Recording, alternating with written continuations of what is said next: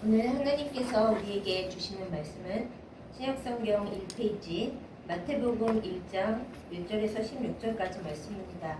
본문이 길기 때문에 제가 몇 구절만 나누어서 읽도록 하겠습니다. 말씀 봉독합니다. 아브라함과 다윗의 자손 예수 그리스도의 계보라. 아브라함이 이삭을 낳고 이삭은 야곱을 낳고 야곱은 유다와 그의 형제들을 낳고 유다는 다말에게서 베레스와 세라를 낳고 베레스는 헤스론을 낳고 헤스론은 람을 낳고 5절로 가겠습니다. 살몬은 라합에게서 보아스를 낳고 보아스는 루색에서 오벳을 낳고 오벳은 이새를 낳고 이새는 다윗 왕을 낳으니라. 다윗은 우리아의 아내에게서 솔로몬을 낳고 16절로 가겠습니다. 야곱은 마리아의 남편 요셉을 낳았으니 마리아에게서 그리스도라 칭하는 예수가 나시니라. 아멘. 기도하겠습니다. 사랑과 은혜가 충만하신 우리 아버지 하나님, 우리를 부르시고 이 대림절 세 번째 주일을 맞이하여 하나님 앞에 말씀을 나누게 하심에 감사드립니다. 이 시간 말씀을 전하는 종과 함께 말씀 앞에 있는 주의 백성들을 하나님의 말씀 가운데 하나로 모아 주시옵소서. 그래야 우리가 우리의 뜻대로 우리의 생각대로 살지 아니하고 하나님이 원하시는 대로 살아가고 순종할 수 있도록 말씀의 은혜를 부어 주시옵소서.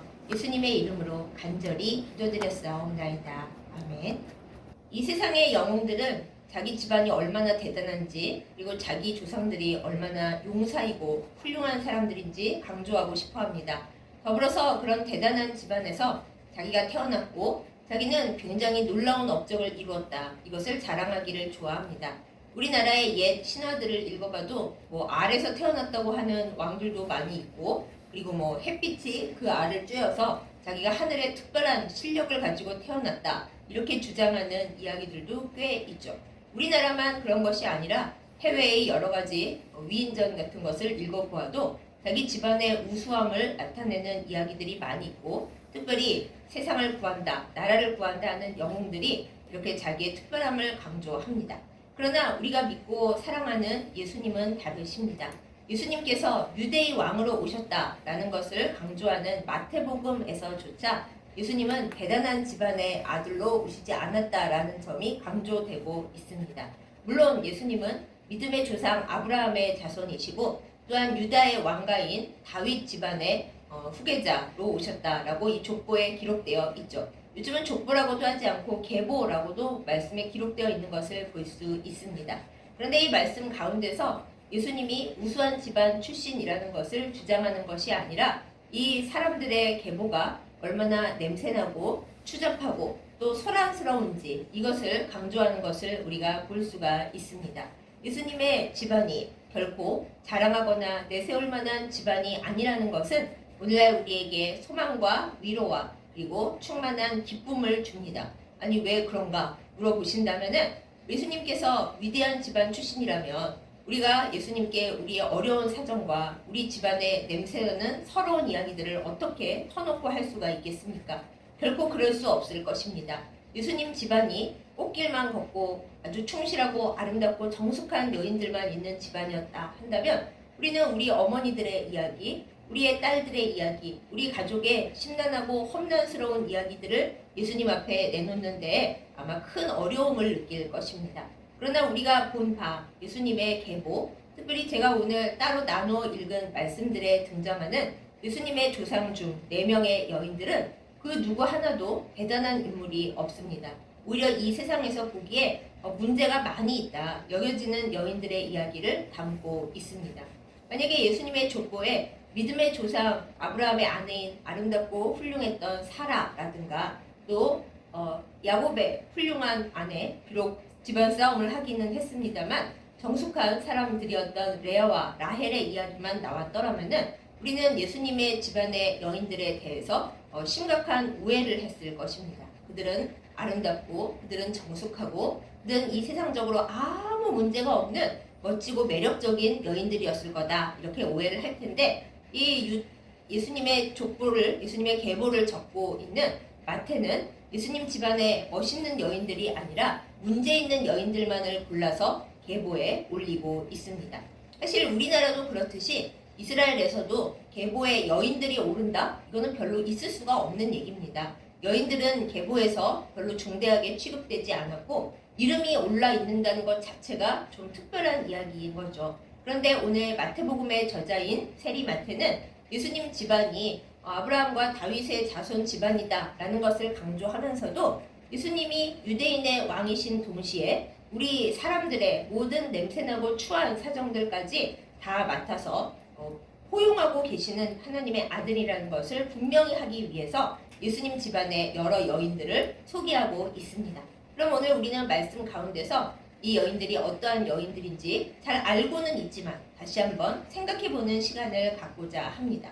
먼저 첫 번째로 소개되고 있는 여인은 바로 다말입니다. 다말은 뜻만 보면 굉장히 예쁜 이름을 가지고 있습니다. 원래 그 동시의 발음을 보면은 타마르라는 것이 맞는 발음이고 다말은 우리나라식으로 이제 번역이 되면서 쓰여진 이름입니다. 타마르는 종려나무, 과실을 의미하고 풍요의 상징이고 그 다음에 기둥을 잘 받친다라는 뜻을 가지고 있는 이름이라고 합니다. 이 다말은 원래 유다의 며느리였어요. 며느리였고 그것도 장자 며느리였기 때문에 집안을 이어갈 그런 여인이었습니다. 그런데 유다의 아들들인 엘과 오난이 하나님 보시기에 참으로 아름답지 못하고 떳떳하지 못하여 일찍 세상을 떠났죠. 그리고 나서 유다는 이 며느리가 혹시 아들들을 잡아먹는 여인인가라는 말도 안 되는 생각에 빠져서 다말을 거의 내쫓다시피 친정으로 돌려보냅니다. 그리고 원래 이스라엘 관습에 의하면은 형이 죽으면 그 동생을 그 죽은 과부에게 이렇게 들어가게 해서 후손을 잇게 하는 것이 맞는 그 법도 이것만 유다는 막내 아들이 다 자랐어도 다말을 불러올 생각을 하지 않습니다. 다말이 평범한 여인이었다면 나는 버림받은 여자가 됐구나 하고 한탄하고 슬퍼하다가 그냥 세상을 떠났겠지만은 다말은 자기 자신을 그렇게 내버려 두지 않았습니다. 우리가 성경에서 딱 확인할 길은 없지만 다말은 기도하면서 자기의 길을 스스로 하나님 앞에서 개척한 여인이었습니다. 다말은 변장을 하고 그 시아버지 유다가 아내를 잃고 이제 길을 돌아가는 때에 자기 자신을 변장하고 어떻게 말하면 말도 안 되는 짓을 벌였는데 바로 시아버지를 그 표현이 참 이상하군요. 네, 시아버지를 유혹해서 자기가 그 아이를 갖는 행동을 합니다. 지금 생각해봐도 이거는 말도 안 되는 폐륜이고 불륜이고 이런 이야기가 오가서는 안 될 것 같지만 그때 다말은 그렇게밖에 방법이 없었습니다. 게다가 이때 다말이 나서지 않았다면 어쩌면 유다 지파는 완전히 명맥이 끊어졌을지도 모를 일이었습니다. 막내 아들이 남아있다고 하지만 그 아들이 앞으로 어떻게 될지 우리가 어떻게 알 수가 있었겠어요. 그런데 유다는 뭐 어떤 뒷이야기가 있었을지 우리가 판단하기는 어렵지만 이때 그 여인이 며느리라는 것을 알아보지 못하고 그 여인과 동침하여서 이때 쌍둥이를 낳았죠. 그 베레스와 세라가 유다 집안을 계속 이어가는 아이들이 됩니다. 다말은 그러니까 우리 입장에서 보면은 정말로 어떻게 보면 더러운 여인이고 너무 문제가 많다 못해 어떻게 이런 일을 저지를 수가 있고 그럴 수가 있을까? 우리가 진정한 계보를 적는 사람들이고 우리 집안의 역사를 쓰는 사람들이라면 이 사람은 빼고 써 할 만한 그런 여인입니다. 그럼에도 불구하고 예수님의 족보에 계보에 이 여인이 올라 있다라는 것은 우리 예수님께서 사람들의 숨겨져 있는 어두운 이야기, 일그러져 있는 이야기, 차마 이 세상에서조차 용납되지 않은 이야기조차 품어주시고 이해해주시고 받아주시는 주님이시라는 것을 우리에게 알려주고 있습니다. 그 다음에 등장하는 여인은 누구입니까? 바로 라합입니다. 라합은 우리가 훨씬 더 잘 알고 있는 여성이죠. 하나님께서 여리고라는 성읍을 몽땅 다 없애고 한 사람도 살려주지 말라 정하셨을 때에는 이유가 있었습니다. 그 여리고라는 성읍에 있는 남녀들이 다 우상 숭배로 얼룩져 있는 데다가 모든 풍속이 문란하고 더러웠기 때문이죠. 그래서 살아남을 자 단 하나도 없었습니다. 그러나 이 여리고의 기생, 우리는 기생이라고 알고 있지만 사실은 여리고의 신전에서 여러 가지 우상 숭배와 관련된 일들을 하고 또 아름답지 못한 행위들을 하는데 동원되는 이 기생 라합은 하나님에 대한 소문을 멀리서부터 들었을 때부터 마음을 바꾸었습니다. 내가 이 여리고에 다 죽어가는 영적으로 망해가는 성읍에서 살아남기 위해서는 하나님을 영접하는 길밖에 없다. 이렇게 생각을 하고 아마 하나님께서 자기에게 기회를 주기를 기다렸던 모양입니다. 그러다 보니까 라합에게 이 두 명의 정탐꾼들을 만날 수 있는 기회를 하나님께서 연결해 주셨습니다. 여리고 성읍을 정탐하러 온 두 정탐꾼이 하필 라합의 집에 머물게 되었고 라합이 그들을 숨겨줌으로 말미암아 라합에게 살 길이 생겼습니다. 그리고 전해오는 바에 의하면 라합을 아내로 맞이한 이 유다 지파의 살몬이 그 두 정탐꾼 중 한 명이었다 이렇게 이어지고 있죠.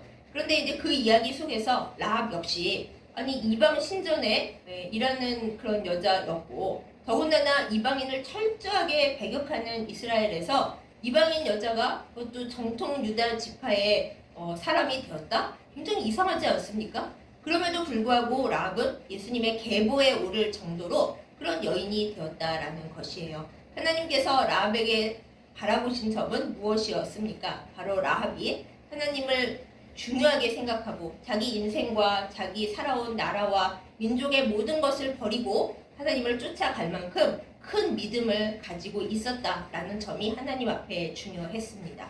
이것을 하나님께서 보시고 예수님의 집안에 중요한 여인으로 포함시키셨다는 것을 우리가 알 수 있죠. 그리고 오늘 이 계보를 보면서 우리가 생각하게 되는 점이 있습니다.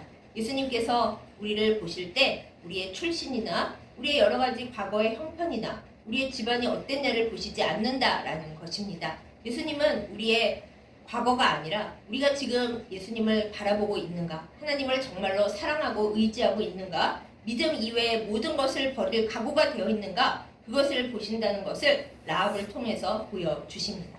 라합 다음에 거론되는 여인은 룻입니다. 룻은 그 자신의 놀라운 믿음으로도 유명한 여인인데 재미있는 것은 그 룻을 아내로 맞이한 보아스가 바로 라합의 아들이었다라는 점이에요. 그러니까 보아스는 이스라엘 남자긴 하지만 그 당시에 룻을 아내로 맞이할 만한 아주 열린 마음을 가지고 있는 어쩌면 이스라엘에 단 한 명밖에 없는 남자였을 것입니다. 어머니가 무려 여리고에 그 여러 복잡한 그 출생 성분을 가지고 있는 라합이었습니다. 그 어머니 밑에서 자랐으니 마음이 열려 있었을 뿐만 아니라 여자는 무엇보다도 믿음이다. 출신이 중요한 게 아니고 뭐 여러 가지 상황이 중요한 게 아니고 하나님을 얼마나 사랑하는지가 제일 여성에게 중요한 아름다움이다 라는 걸 알고 있던 남자였던 거예요. 하나님께서 룻을 택하시고 그 아름다운 믿음을 보시고 축복하여 주시기로 결심하셨을 때에 온 이스라엘에 단 하나밖에 없는 천생연분인 남자 보아스를 연결시켜 주셔서 하나님 나라를 이어갈 그 계보의 여인으로 삼아 주셨다는 점은 우리에게 또 다른 점을 깨닫게 합니다. 우리 생각에 우리에게는 아무 희망이 없고 우리가 좋은 사람을 만날 수 있을 것 같지도 않고 내 형편에서 뭐 좋은 일이 생기겠나 이렇게 절망할 수도 있습니다. 그러나 이 룻을 보십시오. 룻이 모압 지방의 여인이었고 남편은 일찍 세상을 떠났고 자식도 없고 기대할 만한 것은 아무것도 없는 상황에 시어머니를 쫓아 이스라엘 땅으로 왔던 것은 오직 하나님을 믿는 믿음 그리고 사랑하는 마음, 시어머니를 온전히 잘 섬기고자 하는 그 효심을 가지고 왔을 것입니다. 아무것도 바라지 않았던 룻에게 그러나 하나님은 그 룻을 정확하게 바라보고 계셨고 그 룻을 살려주고 보살펴주고 그리고 온갖 아름다운 좋은 것들을 줄 수 있는 남자를 이미 예비해 두셨다라는 것이죠. 우리는 예수님의 계보에 나오는 이 룻의 앞뒤 이야기를 보면서 우리가 절망하는 그 자리가 사실은 하나님께서 가장 좋은 것을 시작하시는 자리라는 것을 깨달을 수 있습니다. 사랑하는 여러분, 혹시 룻처럼 이제 내 인생에는 볼 것이 없다, 아무것도 기대할 것이 없다, 절망하고 계십니까? 사랑하는 주변 사람들을 볼 때 내가 이 애를 위해 기도를 많이 하고 있지만 이 애에게 무슨 좋은 일이 있겠나, 아무 희망이 없구나 이렇게 슬퍼하고 계십니까? 그때 룻을 생각해 보십시오. 하나님께서 룻을 얼마나 사랑하시고 복을 주셨는지, 오직 룻만을 사랑하고 이해해 줄 수 있는 남자 보아스를 찾아주셔서 그 두 사람을 통해 얼마나 아름다운 역사를 이루어 가셨는지 꼭 기억하는 우리가 되기를 원합니다. 예수님의 계보에 등장하는 룻은 우리에게 희망과 소망과 위로를 안겨줍니다. 예수님을 온전히 바라보고 믿고 따라갈 때에 그때 바로 하나님께서 우리의 삶을 완전히 뒤바꾸시고 우리가 기대하지 못했지만 그러나 마음속에 소망하고 있는 그 무엇을 이루어 주시기 위해 동분서주 뛰고 계시다는 것을 우리에게 보여주고 있는 것입니다. 예수님의 계보에서 어머니 마리아를 제외하고 마지막으로 등장하는 또 다른 여인은 바로 우리아의 아내입니다. 여지껏 나온 3명의 여인들은 그래도 자기 이름으로 등장을 했습니다. 라합이라는 이름이 있었고 룻이라는 이름이 있었고 그리고 다말이라는 이름으로 등장을 했죠. 그 3사람은 다 본인들의 믿음과 또 본인들의 자주적인 성격과 그리고 하나님을 향한 그 어떤 뜨거운 것을 가지고 역사에 등장했었습니다. 그런데 이제 마리아를 제외하고 예수님의 계보에 등장하는 4번째 여인, 마지막 여인, 그 여인은 우리아의 아내라는 이름으로 등장을 합니다. 이 여인이야말로 정말 어떻게 보면 가엾습니다. 원래 남편이 있었습니다. 심지어 남편은 다윗 왕에게 충성하는 신하였습니다. 그러니까 오히려 우리아의 이름이 등장하고 있죠.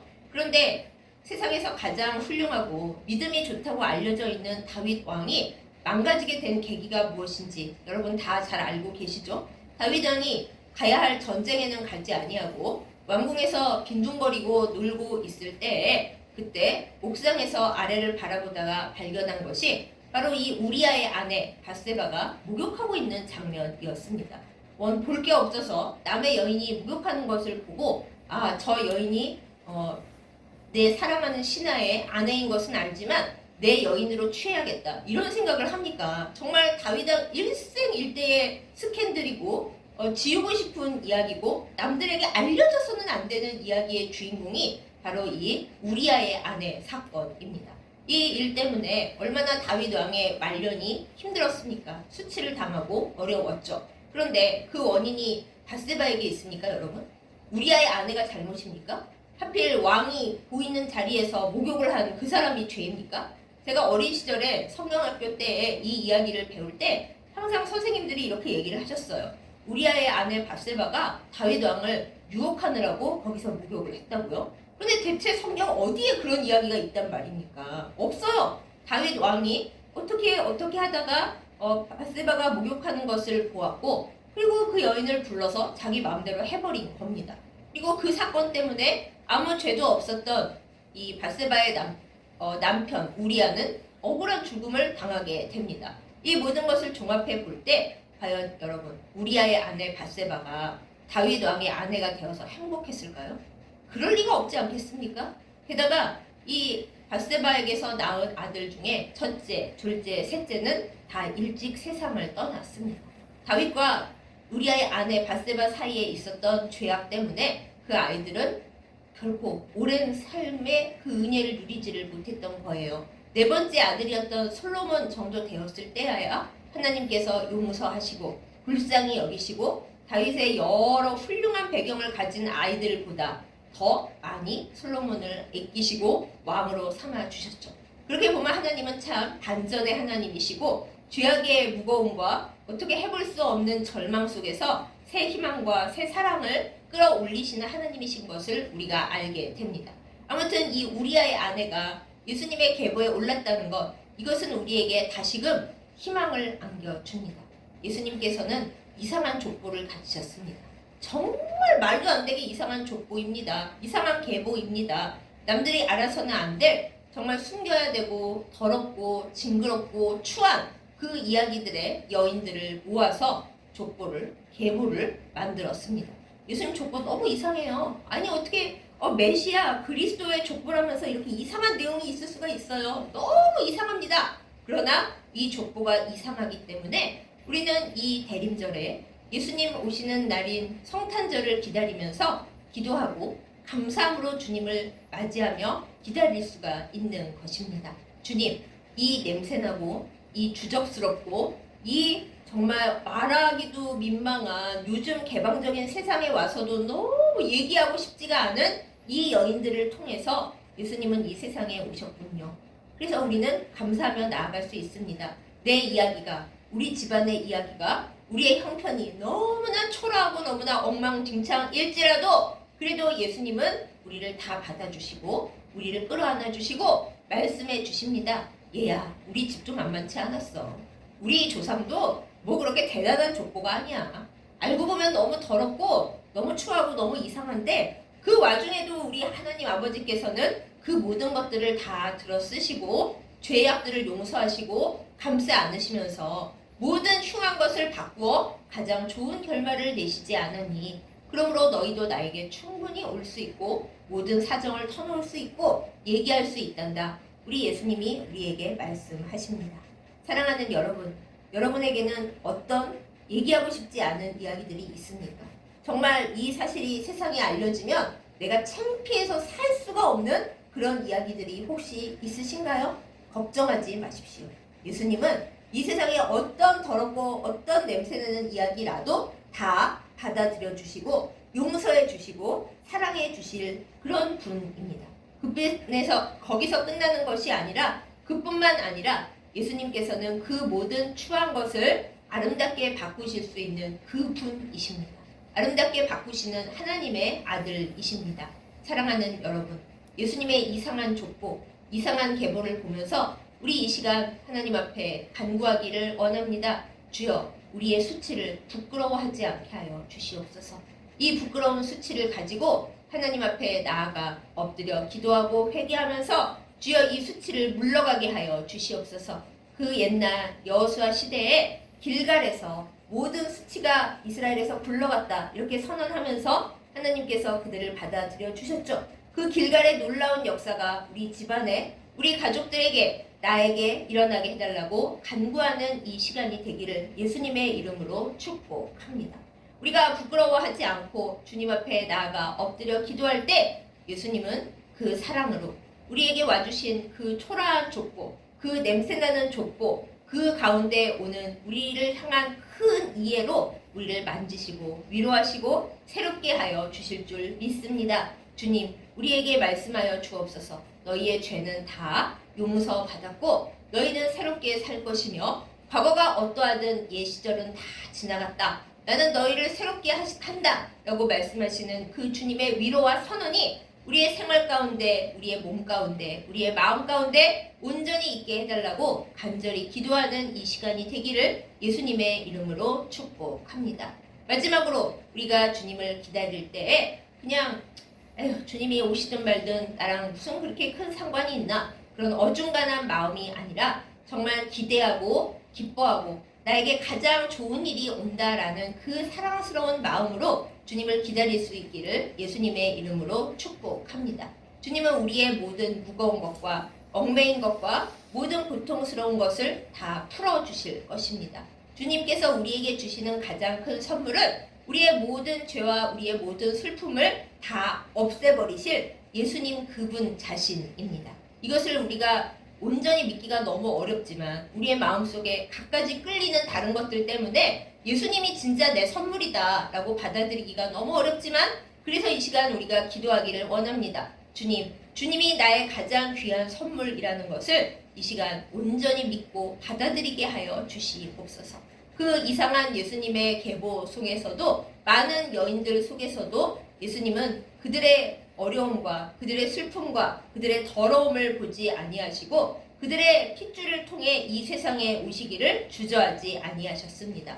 우리의 많은 죄와 많은 초라함 때문에 주님이 우리를 외면하시고 나 너의 과거를 생각하니 너무 싫다 이렇게 하지 아니하십니다. 오히려 주님은 보혈로 우리를 감싸시고 주님이라는 그 귀한 선물을 우리에게 주기를 원하십니다. 이것을 깊이 받아들여서 이 대림절 세 번째 주간에 주님을 온전히 만나고 주님의 이상한 족보를 통해 감사와 위로와 평안을 누리는 우리 모두가 되기를 예수님의 이름으로 축복합니다. 아멘. 기도하겠습니다. 우리의 모든 것이 되시는 하나님 아버지, 좋고 밝고 아름다운 것으로만 우리를 바라보지 아니하시고 냄새나고 추하고 세상 사람들조차 부끄러워할 만한 그런 이야기들을 통해서 역시 우리를 기억하시고 사랑해 주시고 붙들어 주시는 은혜를 인하여 감사드립니다. 마태복음 예수님께서 유대인으로 왕으로 오신 것을 생각하는 이 책에서 마저 하나님은 우리에게 예수님 족보가 얼마나 이상한지를 보여주십니다. 그렇기 때문에 우리의 사정이 아무리 엉망진창이어도 우리의 사는 것이 아무리 난장판이어도 주님은 우리를 보호하시고 사랑하시고 인도하신다는 것을 이 말씀을 통해 이 계보를 통해 받아들이고 이해하며 감사하게 하여 주시옵소서. 주님의 사랑 가운데로 나아가는 우리가 되기를 원합니다. 불쌍히 여겨주시고 주님께서 라합과 다말과 그리고 룻과 우리 아내에게 허락하셨던 그 은총과 사랑이 우리 안에 온전히 부어지게 하여 주시옵소서. 이 대림절에 주님을 기다립니다. 우리의 외로움 속에, 우리의 초라함 속에, 우리의 문제되는 상황 속에 주님 오셔서 모든 것을 바꾸어 주시고 주님 자신을 선물로 허락하여 주실 때 받아들이는 우리가 되도록 가장 큰 은혜를 허락하여 주시옵소서. 예수님의 이름으로 간절히 기도드렸사옵나이다. 아멘.